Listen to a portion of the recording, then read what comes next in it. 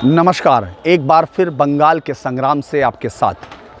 आज पूरे बंगाल में लग रहा था, चूंकि चुनाव प्रचार अब खत्म हो चुका है पहले फेज़ का, तो लग रहा था जैसे आज बीजेपी के केंद्रीय नेतृत्व ने यहाँ पूरी ताकत झोंकती हो। जहाँ केंद्रीय गृह मंत्री अमित शाह मौजूद थे, केंद्रीय रक्षा मंत्री राजनाथ सिंह मौजूद थे, तो वहीं उत्तर प्रदेश के मुख्यमंत्री योगी आदित्यनाथ भी आज इस पूरे उसमें थे। अगर हम देखें एक के बाद एक रैलियां यहाँ जो बंगाल के स्थानीय नेताओं में, फिर मिथुन चक्रवर्ती भी अलग अलग जगह बांकुड़ा में थे, रोड शो पर थे, अलग अलग एक तरह से कहें आज प्रचार के लिए पूरी ताकत झोंकी हुई थी। उधर ममता दीदी भी एक के बाद एक ताबड़तोड़ रैलियों में थी। यानी आज जब पहले फेज़ का चुनाव खत्म होना था, उससे पहले बंगाल में आपको अलग अलग जगह से बहुत सारे सवाल जवाब, एक दूसरे पर आरोप और तमाम लोगों से बंगाल की अपील सुनाई दी होंगी। लेकिन आज के दिन की अगर मैं आपके साथ कोई खबर शेयर करना चाहता हूं तो वो है नंदीग्राम का संग्राम। नंदीग्राम यानी जहां इस समय पूरे देश की निगाहें टिकी हुई हैं और राज्य की मुख्यमंत्री ममता बनर्जी पूरी ताकत के साथ लड़ रही हैं शुभेंदु के साथ। आज यहां योगी आदित्यनाथ की एंट्री हुई। योगी आदित्यनाथ की एंट्री को हम लोग बहुत दिन से इंतजार कर रहे थे, क्योंकि जब शुभेंदु ने अपना कार्यालय खोला था, यानी पहला कार्यालय जब यहाँ खोला था इसके अंदर नंदीग्राम के अंदर, तो उनसे सवाल पूछे गए थे। तो उन्होंने एक सवाल के जवाब में ये कहा था, जब ममता दीदी के चंडी पाठ की बात हुई थी तो उन्होंने एक कहा था कि चंडी पाठ अगर सीखना है दीदी को तो उनको योगी आदित्यनाथ जी से सीखना चाहिए। उत्तर प्रदेश के मुख्यमंत्री जो मठ के भी हैं, जो साधु भी हैं, उनको मालूम है किस तरह से सही चंडी पाठ करना चाहिए और ममता दीदी को उनसे सीखना चाहिए। तो उस वक्त ये लगा कि शायद वो योगी आदित्यनाथ को यहाँ अब अपने प्रचार में चाहते हैं।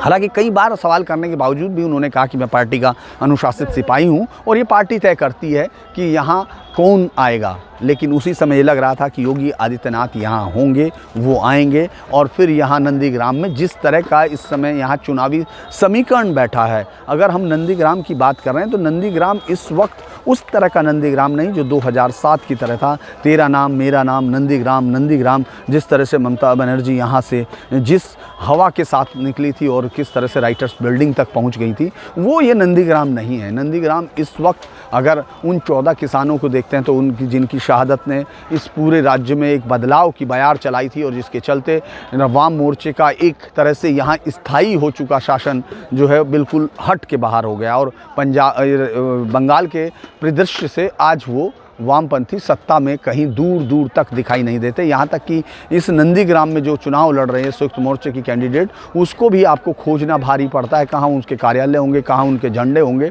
लेकिन जो मेन लड़ाई है वो वही शुभेंदु और ममता बनर्जी के बीच में है। अगर हम इस पूरे हिस्से को देखते हैं तो यहाँ पूरे हिंदुत्व को लेकर लगातार सवाल जवाब हो रहे थे। ममता बनर्जी जब यहाँ पहुँचती हैं तो याद कीजिए उन्होंने अपनी उस पहली रैली में जब वो यहाँ पहुँची थी, उसमें जिसको कार्यकर्ता सम्मेलन के तौर पर कहा गया था, लेकिन वहाँ जो भीड़ थी वो तमाम लोगों को बुलाया गया था। उस भीड़ में सबसे पहले यहाँ नंदीग्राम में जब वो आई थी तो उन्होंने चंडी पाठ किया और पूरा कर मंच पर बताया, ये भी बताया कि यहाँ धर्म का कार्ड नहीं चलेगा, हिंदू कार्ड मेरे से खेलवो ना, ये तमाम चीज़ें उन्होंने मंच पर से कही थी। इसके साथ अलग अलग चीज़ों को हमने देखा किस तरह उसके बाद मंदिरों का दर्शन शुरू हुआ। नंदीग्राम के लिए भी ये थोड़ा सा आश्चर्य होगा, क्योंकि जिस यहाँ लगातार कुछ दंगे हुए या झगड़े हुए, जिस तरह के आपसी झगड़े हुए, उसमें यहाँ के लोगों का आरोप है, बीजेपी के लोगों का आरोप था कि उसमें सिर्फ एक तरफा कार्रवाई हुई। यानी एक दंगे में लगभग 16 लोगों की गिरफ्तारी हुई। झगड़े में जो सांप्रदायिक झगड़ा हुआ उसमें 16 लोग और 16 के 16 वो हिंदू थे। यानी झगड़े की शुरुआत उनके हिसाब से मुस्लिम समुदाय ने की, लेकिन उसमें गिरफ्तारी हिंदू समुदाय की हुई। ये तमाम चीज़ें यहाँ मुद्दों के तौर पर उभर रही थी। अगर आप देखें मुस्लिम तुष्टीकरण का जो सवाल था उसका सबसे ज़्यादा जवाब यहीं से देना शुरू किया और यहीं देना पड़ा। जब ममता बनर्जी ने नंदीग्राम में लड़ने की बात की थी, शायद उनकी सलाह किससे हुई थी इस पर मुझे मैं नहीं बता पाऊंगा, क्योंकि लोगों का कहना था शायद अंदर की उनकी पार्टी के जो अंदर उनका थिंक टैंक है उसमें भी थोड़ी सी एकदम चौंक गए थे वो कि ये दीदी ने किस तरह का फैसला किया कि वो सिर्फ एक सीट से लड़ रही हैं। और 2007 से 2021 तक आते आते ये पूरा नंदीग्राम लगभग बदला हुआ नंदीग्राम था। आज अगर उस रैली को देखें, रैली इसी ग्राउंड में हुई थी और यही वो ग्राउंड था जहां योगी आदित्यनाथ जब पहुंचे। तो इस पूरे हिस्से में मैं दिखाना चाहता हूं, हालांकि अब ग्राउंड खाली हो रहा है, तमाम जो कुर्सियां हैं वो भी हट रही हैं, लेकिन ये पूरा हिस्सा महिलाओं का था। पूरे महिलाएं और पूरे जोश के साथ उन्होंने हाथ उठाकर पूरा लगातार जिस तरह से उन्होंने कहा कि ये जय श्री राम के नारे लगाए और पूरा लगातार इस पूरे मंच में भीड़ थी उस वक्त। ये अगर बीजेपी अपने हिसाब से देखना चाहती है, शुभेंदु की पूरी तैयारियां भी थी, क्योंकि जिस तरह मैदान को सजाया गया, जिस तरह पूरी बाहर ओम के और जय श्री राम के झंडियों से भरा हुआ ये मैदान था। ऐसा अभी तक की रैलियों में हमने नहीं देखा कि वहाँ की रैलियों में आपको जय श्री राम के पूरे झंडे लगे हुए कतारों के साथ मिले या पूरे सभा स्थल को ओम ओम ओम के झंडियों से पाट दिया जाए। यानी ये पूरा जो चुनाव का नंदीग्राम का चुनाव है, ये उस दिशा में बढ़ा जहाँ यकीनन ममता बनर्जी नहीं चाहती होंगी कि उस तरफ बढ़े, क्योंकि यहाँ का जो समीकरण है उसमें 60 से 65 हज़ार यानी 2,70,000 की वोटों में 60 से 65 हज़ार मुस्लिम वोट हैं, बाकी 2 लाख हिंदू वोटर हैं। और यहाँ वो कंसोलिडेशन दिखने लगा, ममता दीदी को यहाँ आते ही दिखा। इसीलिए उन्होंने, जब हम लोगों ने देखा किस तरह मंदिर मंदिर के दर्शन करने शुरू किए। यहाँ अगर आप नंदीग्राम के बाद, आप 2011 के बाद मुख्यमंत्री बन गई थी और 2011 से 2021 का समय बहुत लंबा समय होता है। उस वक्त तक नंदीग्राम सिर्फ आपके लिए एक नंदीग्राम दिवस के अलावा शायद ही कभी आपके लिए बहुत ज़्यादा चर्चाओं में रहा हो या आपने उसको गौर किया हो। लेकिन जो आपके सामने इस वक्त कैंडिडेट है शुभेंदु, वो कैंडिडेट यहीं से, उसके भाई, उसके पिता सांसद हैं, वो खुद यहाँ से विधायक, और 65 लोगों का अनुमान है कि एक वक्त जब सबसे ज़्यादा उनके पास ताकत थी तो 65 विभागों का उनके पास प्रभार था, चाहे वो उसमें उपाध्यक्ष थे, चाहे उसमें चेयरमैन थे, चाहे किसी मंत्रालय में थे। ये शुभेंदु की ताकत थी। जो ममता बनर्जी की सरकार थी उसमें शुभेंदु की ताकत ये थी, और शुभेंदु इसी क्षेत्र को वो प्रतिनिधित्व करते थे। इस पूरी लड़ाई में जब वो सामने आए तो तब शायद बहुत सारे लोगों को लगा कि ये जब खबर चलनी शुरू हुई, अफवाहों के तौर पर भी आई थी, तो ममता बनर्जी ने, जो उनकी आदत है, जो उनकी राजनीति को गौर से समझता है, वो जानता है कि वो सीधा बढ़कर हमला करने की उनको आदत है और पीछे कदम खींचना अभी तक की राजनीति में उन्होंने नहीं सीखा है। और यही वजह था कि जैसे ही शुभेंदु से एक सुगबगाहट शुरू हुई, असंतोष की शुरुआत हुई, तो बजाय इसके कि उसके साथ कोई बातचीत हो, दीदी ने सीधा सबसे पहला उनके जो समर्थक है उन्होंने आगे बढ़कर हमला बोला, और गद्दार और मीर जाफ़र की जो हम सुन रहे हैं, मीर जाफ़र तो वो पूरे परिवार के लिए इस्तेमाल कर रही हैं, तो उस पूरे प्रोसेस में शुभेंदु पूरी तरह उसके अगेंस्ट खड़ा हो गया। शुभेंदु उस राज्य के उन ताकतवर राजनेताओं में से हैं जिनके पास न किसी पैसे की कमी है, न सोर्स की कमी है, और राज्य की मुख्यमंत्री के खिलाफ एक आइडियल कैंडिडेट के तौर पर नंदीग्राम में पहुंचे। नंदीग्राम कांथी लोकसभा क्षेत्र का हिस्सा है, जो उनका घर है, जहां से उनके पिता शिशिर हैं और उनका भाई देवेंदु जो तामलुक से लोकसभा है। यानी पिछली बार भी अगर आपने देखा कांथी में उनकी जीत हुई टीएमसी की, लेकिन 6 लाख वोट बीजेपी के थे। ये शायद एक बड़ा कारण भी रहा होगा शुभेंदु या अधिकारी परिवार को ये सोचने का कि वो सोचें कि हवा किस तरफ जा रही है, क्योंकि जिस तरह से 2019 के चुनाव से पहले बीजेपी के पास काडर नहीं था, बीजेपी के पास इस तरह का कमिटेड वोटर नहीं जो मंच पर आकर बात कर रहा हो या जो सामने आकर सभाओं में सीधा टक्कर लेकर बात कर रहा हो कि मैं बीजेपी को वोट दूंगा। यानी ये लंबा जो 2019 से 2021 का जो चेंज है, ये बहुत बड़ा चेंज आपको नंदीग्राम में भी दिखाई देगा। वो 65,000 वोटों के सहारे उनको बैलेंसिंग वोट कहा जाता था। अगर आप पत्रकारों को भी देखें, अखबारों को देखें, टीवी को देखें, तो वो 65,000 लोग, उनको बैलेंसिंग वोट हमेशा कहा गया कि वो जिस तरफ जाएंगे उस तरफ हो जाएगा, क्योंकि डिवीज़न होगा। लेकिन इस बार 2021 में वो जो जय श्री राम का नारा चला, जिस तरह से जय श्री राम के नारे के विरोध में ममता बनर्जी जो हैं, जिन्होंने ये शुरू किया कि इस तरह का कोई विरोध, जय श्री राम के नारे को उन्होंने गाला गाली की तरह कहा, और फिर एक बीजेपी को ट्रिगर पॉइंट मिल गया। बीजेपी लंबे समय से एक ऐसा मुद्दा या एक ऐसा नारा खोज रही थी बंगाल में, जो उनकी इस मुहिम को, जो 2021 की मुहिम है 200 बार अब की बार वाला जो उनका नारा है, उस नारे को सिरे चढ़ा सके, उस मतलब मुहिम को सिरे चढ़ा सके। और ममता बनर्जी ने अपनी उस जो रिएक्शन था उससे वो नारा उनको थमा दिया। उसके बाद हम लोग देखते हैं नंदीग्राम में जब आप पहुँचते हैं तो हर तरफ जय श्री राम है। नंदीग्राम में हर जब वो आती हैं तो उनको पाठ करना पड़ता है, क्योंकि जिस घर के सामने वो रुकी हैं उसके अगले दिन सामने बाकायदा पोस्टर लगे हुए हैं, उनके सामने जय श्री राम है, जो बीजेपी का फूल है, कमल का फूल, वो सब दीवारों पर छपा हुआ है। अगर आपने यहाँ छापा है तो उन्होंने वहाँ छापा है, अगर आपने यहाँ 40 झंडे लगाए तो उन्होंने यहाँ 60 झंडे लगाए हैं। और जो कि बंगाल में आपने देखा होगा झंडों को एक पेड़ की तरह पर लगाने का एक बहुत ही अनूठा है ढंग, तो तो वो उतने पेड़ अगर आपके थे तो उससे ज़्यादा बीजेपी ने लगाए, यानी आप सोर्स के माध्यम में भी कहीं कम नहीं थे। लेकिन बात आज की रैली पर, आज फिर जब योगी आदित्यनाथ आए तो उन्होंने कहा कि जय श्री राम नहीं बोलने देती। ये किस तरह का बंगाल है, ये किस तरह का बंगाल बना दिया जब चैतन्य महाप्रभु यहाँ आए और उन्होंने पूरे देश में एक अलग जगह दी थी, यानी मध्य युग की उन्होंने याद कराई, भक्ति युग की। और उसमें कहा कि यहाँ बंगाल की धरती से जो चेतना चली उसने पूरे हिंदुस्तान में भक्ति की परंपरा को सुदृढ़ करने में एक बड़ा काम किया। उसी तरह अगर फिर उन्होंने दूसरी बात अगर आप देखें, विवेकानंद जी का उदाहरण दिया। उन्होंने कहा कि वो इस बंगाल की धरती का ऋणी हैं वो लोग, और मैं आज उस बात के उसको आभार प्रकट करने आया हूँ, क्योंकि जो बंगाल की धरती है वो प्रेरणा की धरती है। फिर उन्होंने श्यामा प्रसाद मुखर्जी को भी याद किया, जिन्होंने कहा, उन्होंने बाकायदा बताया कि इस पार्टी की ताकत वही थे जो एक प्रधान, एक निशान और एक संविधान, यानी जिनका ये नारा था, और जिन्होंने कांग्रेस को उन्होंने हमला बोला आज ये कहते हुए कि किस तरह से उन्होंने उनकी चाल को कामयाब नहीं होने दिया श्यामा प्रसाद मुखर्जी ने। यानी आज जिस तरह का भाषण था उसमें कई चीज़ें मुझे लगा कि योगी जी शायद चूँकि बहुत यहाँ से निकले, बहुत लंबा भाषण भी आज उनका नहीं था, लेकिन उस भाषण में उन्होंने 2-3 बार ज़रूर प्रधानमंत्री मोदी का जिक्र किया। फिर उन्होंने ममता दीदी का किसान सम्मान निधि में जिस तरह से पैसा नहीं लेने दिया गया, फिर उन्होंने प्रधानमंत्री आवास योजना की बात की कि यूपी में 40 लाख लोगों को घर दिया उन्होंने। फिर उन्होंने 2 करोड़ से ज़्यादा किसानों का जिक्र किया जिनको कि किसान सम्मान निधि दी गई, पैसे दिए गए, और तमाम जो आयुष्मान कार्ड है उसका जिक्र किया। आज जिस तरह का माहौल आपने देखा इस पूरी रैली में, जो महिलाएं थी वो कमल के फूल की साड़ियाँ पहने हुई थी, धोती उनकी जो थी, जो उन्होंने पहना हुआ था उस पर कमल का फूल लगा हुआ था। जितने यहाँ कार्यकर्ता मौजूद थे, जितने पुरुष कार्यकर्ता थे, जो मेल कार्यकर्ता थे, जो यूथ था, सभा में यूथ की संख्या बहुत ज़्यादा थी। और जब हम लोग देख रहे थे वो नाचते गाते हुए आ रहे थे, यानी डीजे पर पूरे नाचते हुए जय श्री राम के नारों के साथ। चूँकि यहाँ का जो अगर आबादी का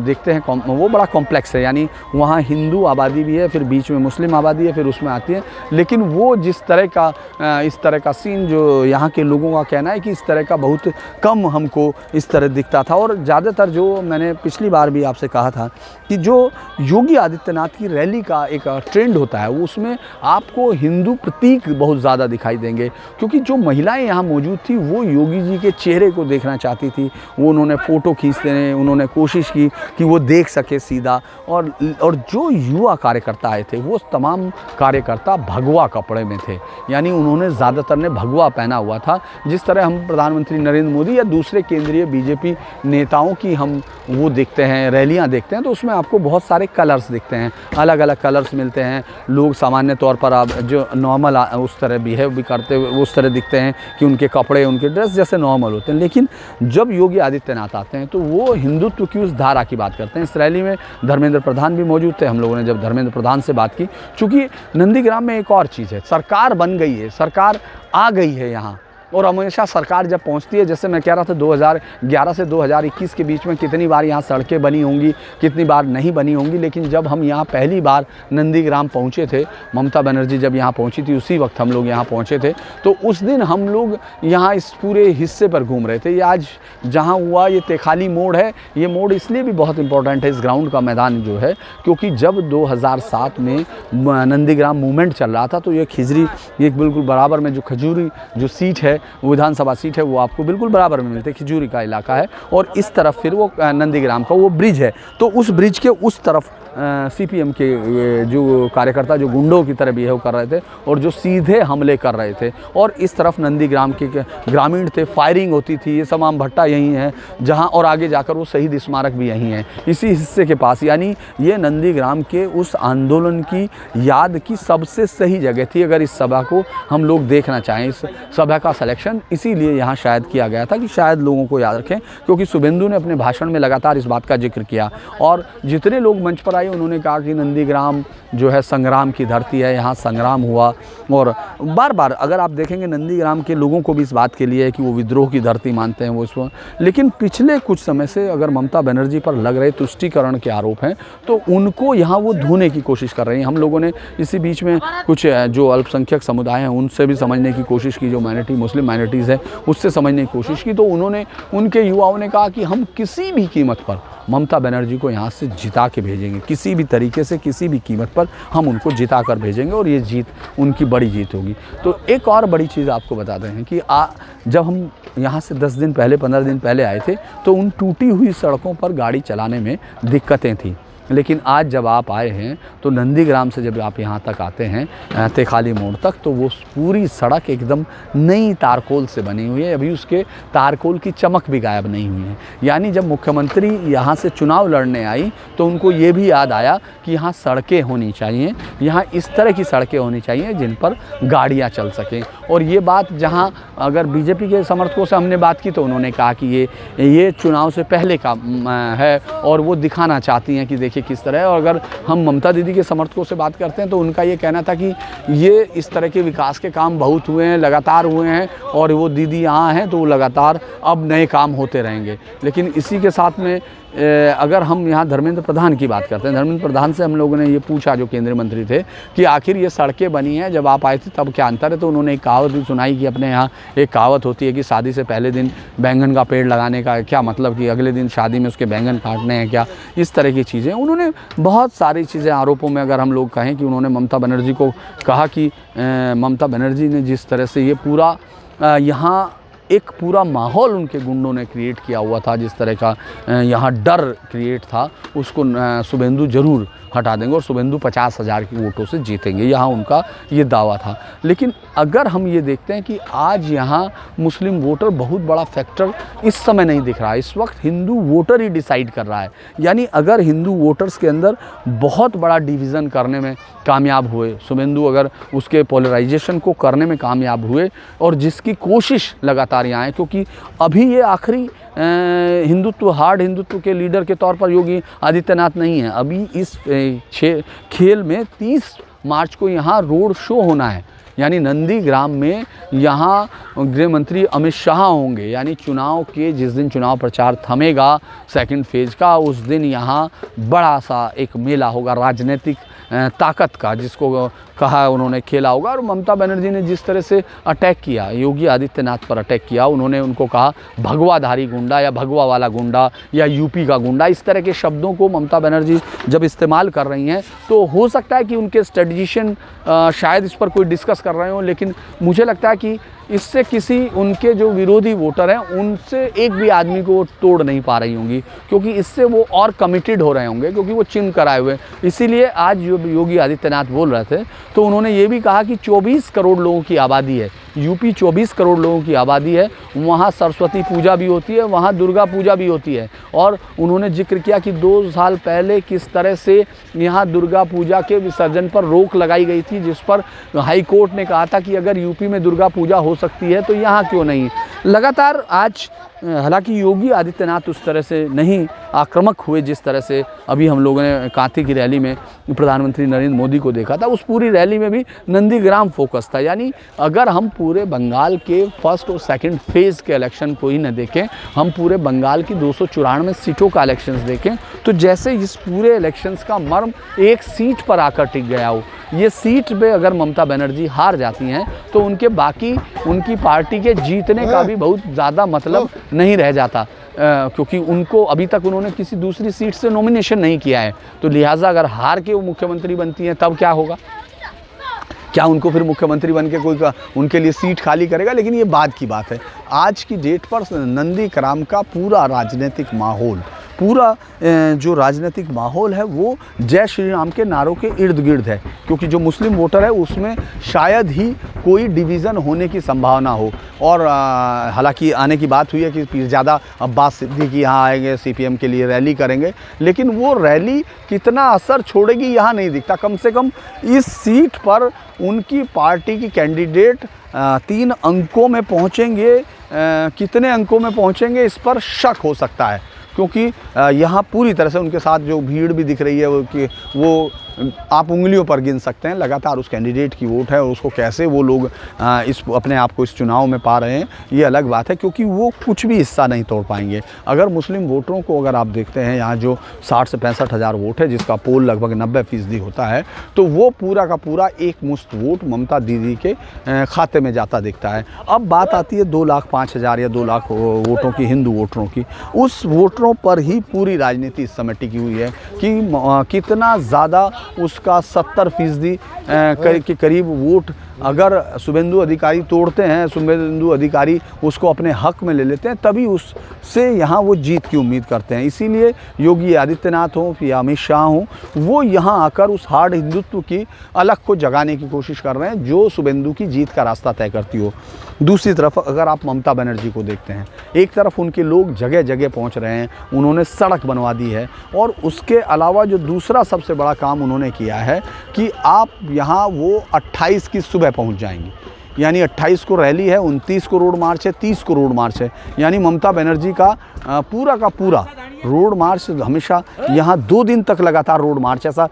किसी राज्य की मुख्यमंत्री एक ऐसी सीट चूज़ करती हैं जबकि वो खुद अपनी पार्टी की एकमात्र स्टार प्रचारक हैं, कि उनके अलावा कोई आदमी उस सीट से उनको लगता था कि वो एक बार आएंगी और उसके बाद उनके समर्थक उनको जी जान से लगा देंगे। उनको याद था, वो शायद अपने दिमाग से ये भुला नहीं पाई होंगी कि तेरा नाम मेरा नाम नंदीग्राम नंदीग्राम। अब नंदीग्राम कुछ और हो गया, घर घर संग्राम नंदीग्राम, जय श्री राम नंदीग्राम, जय श्री राम नंदीग्राम, ये एक बड़ा नारा यहाँ इस समय चल रहा है अगर हम यहाँ देखते हैं। और एक चीज़ शायद